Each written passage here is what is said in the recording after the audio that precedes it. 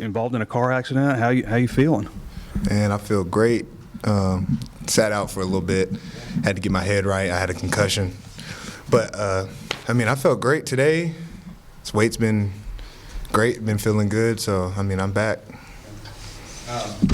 How has this transition been for you? Obviously, you played some last year. I could go ahead and get the question out of the way of what your weight at and all that stuff, too. So I'm weighing about 240. Put on about 20 pounds. It's pretty hard, but, got to keep eating. That's really the biggest thing is eating and eating, especially when you get in times like this and you're going and going. You have to eat or I'll lose weight. Transition has been very, very fun. I love playing tight end. I think I can make a lot of money playing tight end. So I've been having my fun with it and, just going to see what it does this next season. KJ, you're obviously starting quarterback and you're competing, I guess, against yourself in a lot of ways. I know Malik's pushing and all that stuff too, but what's your mindset in every day when you go out there and trying to get better and just to build on what you did last year? Just being more consistent and being more vocal as a leader on the team and just making sure that when I speak, I'm grabbing everybody's attention and giving everybody on one accord. And the main thing when I step out there on the field is I'm competing with the other guys in the room as well and with myself as well, just me being disciplined on reads that I need to make reads on and make sure I know where the ball needs to go and it gets there. So just being disciplined and consistent. Jay, you don't have Traylon Burks this year, but how's the receiver group coming along? I asked Sam the same thing. How do you feel about the group of receivers, including the tight ends with Trey and Hogs and those guys? I feel real good about the receiving core and the tight end core. Just those guys, they're great athletes. All of them have stepped up in major ways, and some of them have grown a lot over the course of the spring. So just being able to just get those athletes the ball in space and just let them play ball. Hazelwood made a pretty quick adjustment considering coming completely different offense, school, and terminology and stuff. Yes, he's learning each and every day. The main thing, he's getting down the terminology that we speak in for this system that we run and just him being able to just go from the pro-style offense in Oklahoma to a more up-tempo and, make sure we're getting the ball back inside and getting the signal and lining up and playing pretty fast. So he's been, over the spring, he's done a real good job adjusting and catching on pretty quickly. Trey, you said that you've gained about 20 pounds. How did you go about doing that? It started last season when I made the transition. I was weighing about 217.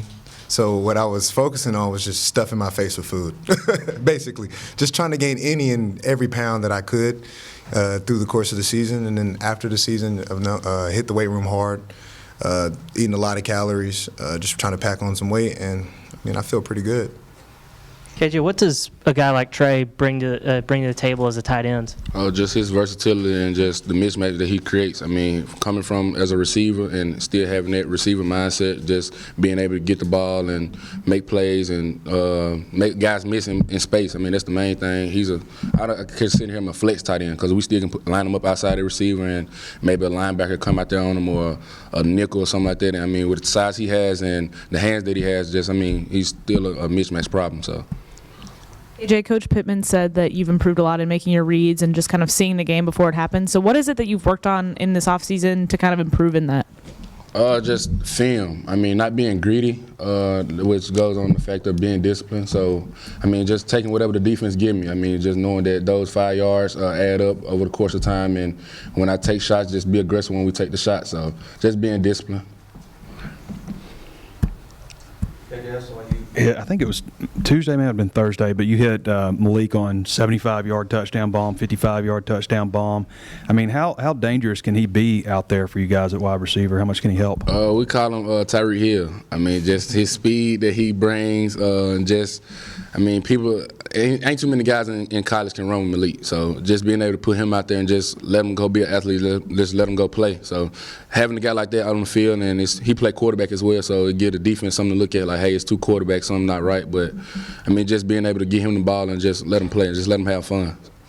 You guys have been around the block a little bit now. When you look out at this team, it looks like first of all, it looks big, but it looks like an older team. You guys get that sense that there's just a sense of maturity out there with this group? both of you guys? Yes, I do, mainly on the offensive side and defensive side. I mean, we got a lot of guys coming back like Cat and Bump and those guys coming back. And then from an offensive standpoint, I mean, we got veteran group up front that came back. So, and I mean, those just the maturity level and the leadership that those guys bring to the table, just it trickled down the line to the freshmen and the young guys that's coming in. So when everybody's being mature and everybody's growing so fast, then it makes the team a whole lot better and a whole lot quicker. I think we do have a well-seasoned team, a very seasoned team. Guys have played a lot of ball on our team, and I think that helps them with the younger guys of being good teachers and making our younger guys better every single day by teaching them things that defenses do, how to attack things and how to be good in their craft. And I think that's what an older team brings to the table. I mean, we played a lot of ball, and we're gelled together so nicely. I mean, the chemistry is off the charts. So I'm excited. KJ, looks like Rocket has prospered from being with the ones during the spring. What have you seen from his maturity standpoint where he's better? Just being able to get the signal and line up quick. I mean, he knows what's going on. He knows this in protection. He's talking to the O-line, communicating, making sure they know where they're going so he can react off of it. And, I mean, just him just being able to come in and just take the spring and just take the rips as a one and just take it serious. I mean, just coming in, having fun, embracing it and all. But all in all on the field, he's focused. I have a question for both of y'all. Apparently, Sam is getting closer to whatever contract he's going to get and could be here the rest of his coaching career. What role has he played in where Arkansas football is right now, if y'all could both? I got it. I think he just restored the hope of this. This is a proud state, and we say it all the time, and we play with a chip on our shoulder. And I mean, this man could finish his coaching career here. I mean, we love him. The fans love him. I mean, he's brought that grittiness to our team, that toughness that we're going to go out there every week and we're going to hit you in the mouth until you quit. So I think that's what he's brought to the table. I mean, what Trey said, I mean, you hit it dead on, just him bringing that grit and just bringing just that great atmosphere that Arkansas has been missing in the past. So with him coming in and just instilling that hope into all the fans here and just giving those the fans a show each and every time we step out on the field. And we also just playing hard for him and not only just him, for each other and the state. So with all that at stake, I mean, we just play lights out.